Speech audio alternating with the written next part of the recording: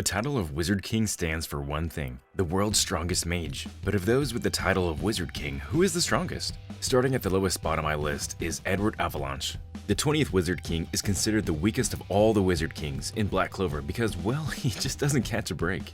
You see, Edward had good intentions and a strong sense of justice, but he lacked the raw power and magical abilities that some of the other Wizard Kings possessed. Don't get me wrong, Edward's strong, just not compared to the levels of the others on this list. Unlike the legendary Lumiere, who saved the Clover Kingdom from a demon and became the first Wizard King, or Julius, the present Wizard King, who wields incredibly powerful time magic, Edward doesn't have any mind-blowing abilities that set him apart. He does have that dope ice magic, but it's just not enough. In the movie, we see Princia and Jester fighting great wizard mages, while he's on the other side trying to defeat the Black Bulls. Imagine being one of the Wizard Kings and getting defeated by a weakened Noel. Not that pleasing, huh? In fact, to tell you honestly, I think Edward's strength mainly lie in his generosity and love for the weak. He was well liked by the people of the Clover Kingdom and respected for his kindness and willingness to help those in need. However, when it comes to sheer magical prowess, he couldn't measure up to some of the other Wizard Kings who had incredible mana reserves and devastating spells at their disposal.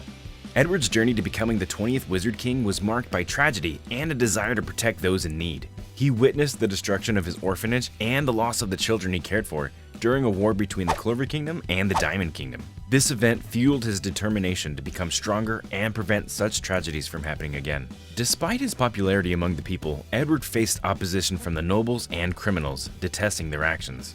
His serious demeanor and unwavering pursuit of justice sometimes clashed with Asta and his comrades, but deep down, Edward fought for his brand of justice. So while Edward may not have possessed the immense magical abilities of his predecessors or successors, he may not be the strongest Wizarding King in terms of raw power, but his legacy lies in his compassion and his commitment to making a difference in the lives of those who needed it most. And that's pretty admirable in its own way. Alright, hold on to your hats because I've got Jester, the next big shot on our Wizard King list. Now, this one's a hard one to gauge because we never got to see his final form before he got sent back to the afterlife. But hey, despite that, he's got some seriously impressive moves. Right off the bat, he managed to hold back Asta's Black Divider, and get this, his barrier magic was so massive that it covered the entire floating fortress. That's way bigger than the Black Divider that wiped out Zagrid in an instant. And just a little while later, Asta used the same attack to destroy a whole Candello and all the Spade Magic Knights inside. It's clear as day that Jester is scaling sky high even in his regular form. But here's the kicker, like all the Wizard Kings, Jester was hopped up on the Imperial Sword more than anyone else. That's why he could constantly regenerate his barriers against Asta's anti-magic. It was like he had an endless supply of mana fueling him. Scaling to Asta's Black Divider isn't a small feat, my friend. We all know a weaker version of Black Asta alone could take down Ladros, who chugged up all of the Salamander Spirit. And Black Divider is supposed to absorb all magical spells, but Jester was regenerating his barriers so fast that it couldn't keep up. This led to the gang getting split up. Now let's talk about Jester's slicing skills. Turns out he can use his barriers to cut stuff. So, hypothetically speaking, if he finds an opening, he could straight up dismember people. Yikes! For his final showdown, he went up against the team of Yuno, Yami, Fuegoleon, and Nozel. But we have to remember that the four of them are Wizard King level knights, but they had their magic drained big time. Still, even with that setback, a single captain is said to be on par with 100 magic knights. So, technically speaking, Jester was going toe-to-toe with the power of up to 400 magic knights at once. Talk about intense. And that, my friends, is why Jester is a powerhouse. Despite not unleashing his final form, he showcased incredible feats and abilities that put him in a league of his own. Holding back Asta's Black Divider, regenerating barriers faster than Asta's anti-magic, and going head-to-head with a formidable quartet of Wizard King level knights, it's clear that Jester possesses immense power. Sure, we didn't get to witness his full potential, but the glimpses we caught were enough to make me realize that Jester is a force. His raw strength combined with his analytical mind and unrivaled barrier magic make him an extraordinary contender in the Wizard King race. Alright, let's dive into the next pick and brace yourself because it's a real controversy. It's King Julius. Now, you must be wondering how the heck Julius is only at this point in the list, but just take a moment to think about it. Sure, he can use his time magic to give you a quick helping hand or mess with you in a never-ending loop. He can even reverse injuries and spells, so I'll give you that. But here's the kicker. Despite all that power and his ability to see the future, he's kinda below par compared to the rest on this list. I mean, seriously, think about it. He deliberately let Patri defeat him while he was trying to catch him, just because he saw some future where William gets rescued. It's not like he was holding back anymore. Julius simply lost to Patri, who wasn't even a dark elf yet. And you know what? At the end of the day, if Julius was as strong as he should be, trapping Patri in a time spell would have been a walk in the park, especially since Conrad is stronger than Patri, right? Now, back in his prime, Julius admits they weren't strong enough to take Conrad down. In that battle, he was too slow to dodge Conrad's key magic. Yami had to swoop in and save him from a lightning strike. Dodging that should simply be a piece of cake, right? Julius still deserves recognition because he indeed is a great Wizard King. He may not be the strongest contender on my list, but his determination and strategic thinking set him apart. Julius's magic abilities and his vision of the future make him a formidable force in any battle. He may have had some questionable choices, but his unwavering dedication to protecting his comrades and his kingdom cannot be denied. Julius may not be the ultimate powerhouse, but he embodies the true spirit of a leader, always willing to put himself on the line for the greater good. And that, my friends, is what makes him truly great in his own unique way. Above him is Princia Funnybunny, who went head-to-head with Miria Leona, which explains this spot on the list.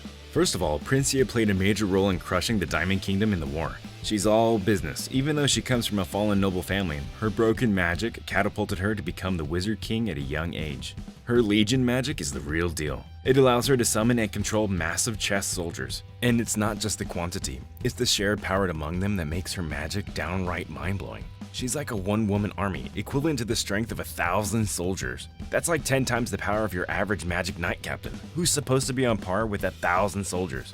And guess what? With the boost of the Imperial Sword, she took over the whole kingdom in just an hour. Her magic is tailor-made for domination. Now, Princia's magic may seem simple, but that's exactly what makes it so powerful. She can summon an endless swarm of soldiers with her domination spell. Conrad even mentions there are tens of thousands of them. And although individually they may not look all that strong, when you throw enough of them at an opponent, it's game over. Just look what happened to poor Charlotte, Jack, and William. Conrad doesn't lie when he says her soldiers pack the same punch as an entire country's military power. Princia didn't earn her title as an undefeated warrior from nothing. Her magic and sheer scale of her abilities make her a fearsome opponent, capable of overwhelming even the most formidable adversaries. With her never-ending army and unwavering determination, she strikes fear into the hearts of her enemies and instills a sense of awe in those who witness her power. Princia has earned her reputation as an undefeated warrior through an unwavering might and unrivaled magical prowess. So don't underestimate the bunny. She's got the strength to reign supreme and leave her mark on the magical world. Alright, the next Wizard King on my list is Lumiere. I mean, come on, he's the only Wizard King we know of that got blessed with the 4-leaf grimoire. Right from the start, this man is deserving of luck. But here's the thing, he doesn't just get by on his good looks to win battles. Nope, he has the rare light magic at his disposal. This gives him the power to generate and control light however he wants. And guess what? That makes him quicker than lightning. Seriously, even in his weakened stone form, he was too fast for Zagred. The poor guy couldn't even utter a word before Lumiere attacked. And don't forget, when Lumiere came back, he made it clear he was only partially returned, not 100%. But Finra reacted like his magic power was already above Julius and the elves. Lumiere's light magic can even outspeed Julius's time magic without breaking a sweat. It's safe to say that Lumiere would have left Julius in the dust at his peak, especially when you consider that even with Future Sight, Julius couldn't land a hit on Patri. And here's the kicker, he's naturally at the arcane stage. He likely could have taken down the devil if it weren't for Asta accidentally messing things up with his anti-magic. But hey, even with that hiccup, Lumiere played a crucial role in the war against Zagred. When his light magic teamed up with Licht, they kept every single magic knight alive. Now, we were lucky enough to witness Lumiere in his prime when he faced an ancient demon that Licht had become. Some might think it's not a big deal since we saw Fuegoleon defeat one too, overpowering Princia. But wait, you have to remember that the demon Lumiere faced was juiced up with magic stones, using the highest level of forbidden magic. It supposedly had the power to wipe out humanity. But guess what? Even though the demon threw its best shots at Lumiere, he effortlessly crafted barriers that tanked them all. And when the demon did manage to land a hit on Lumiere, he didn't even flinch. This king increased his physical power with light magic to the point where every single punch brought the demon to its knees, shattering the ground. All of these overpowered characteristics, but he's still not the strongest? Well, we'll get into that as I proceed to my next pick, Conrad Leto. Conrad is one heck of a headache on this list. He's like a wild roller coaster ride, and you know why? It's all thanks to his key magic. This king can create keys that open and close anything. That means he can store magic grimoires and even magic tools behind his doors. He's got this crazy ability to analyze spells in a grimoire and instantly know how to use them. This makes his decision-making process of whether he wants to use it or not way easier and less of a gamble. But here's the catch, his magic is reliant on other people around him. He needs magical keys to touch other grimoires to steal the magic. But here's the cool part, thanks to his key magic being compatible with the Imperial Sword, Conrad can absorb a whole nation's magic without even touching their grimoires. He just connects it to a vein of mana in the earth and voila, you have unlimited mana resources. To put it simply, he's on a whole different level of scaling. Zigred, who was a major threat in the Elf arc, would be nothing but cannon fodder for Conrad. Like, seriously, it's not even a contest. Zigred was scared out of his wits when Asta whipped out the Black Divider, but Conrad straight up takes a Black Divider 3 times the size of that without breaking a sweat. And don't forget, in the movie, Asta scales higher than the Black Asta who faced Zigred. Asta went off to train with the Heart Kingdom and Kage, who was holding back but still made Asta look like a chump, even in his black form with the Black Divider. It was useless. Asta spent days trying to land a single hit on Kage. Then he trained with the other Spirit Guardians for the next few days until Kage finally said, "Alright, let's go all out." And you know what he did? He unleashed a gigantic Black Divider. That's how quickly Conrad levels up in power and matches Asta's months of training. Even Julius himself had to admit that he and his squad of magic knights couldn't handle Conrad and snatched that Imperial sword from him. It just shows how much stronger Conrad was compared to them. But man, Asta came in like a boss and completely whooped Conrad's butt. So, even though Conrad sits at the top of the list of strongest Wizard Kings, there's still one stronger, the future Wizard King. Asta managed to not only take down Conrad, but Patolia as well. It wasn't an easy victory, and we all know that, right? Asta did break some bones and sacrifice his arm just to defeat them. As soon as the Imperial Sword accepts him and lets him use its magic, I then concluded that it's the end. At that moment, Julius even declared that the future of the Clover Kingdom rested in Asta's hands, practically crowning him the next Wizard King right then and there. Sorry, Yuno.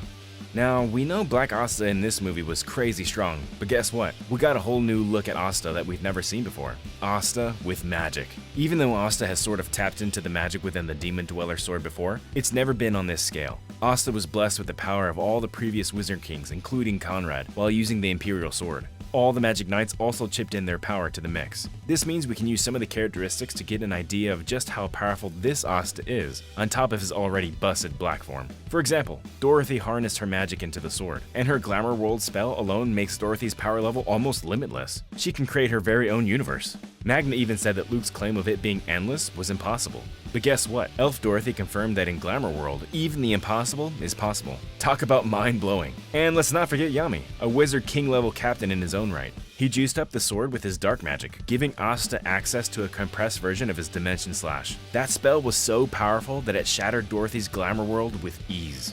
Now, here's the crazy thing to wrap your head around. The amount of magic flowing through Asta in this form was off the charts. It was so massive that his anti-magic did not affect it. Can you believe that? The magic inside the Imperial Sword was overpowering his anti-magic. We saw the same thing with Conrad too. This allowed Asta to overpower the Doom's Gate spell and save the world. It's clear as day that Asta is by far the strongest of all the Wizard Kings in this form. He combines all the feats discussed in this video with the powers of every other character and slaps it all onto his already broken power level. But here's the real kicker. It's not even Asta at his peak yet. You better keep up with what's coming next in the series because it'll be a total explosion. As I've explored the rankings of the Wizard Kings, you've witnessed a diverse range of magical abilities and strengths. From the weakest to the powerhouses, each Wizard King has left their mark on the Clover Kingdom. The journey of Asta and his comrades is far from over, and we can expect that in the future, there will be more thrilling twists, character growth, and surprises that will keep us at the edge of our seats.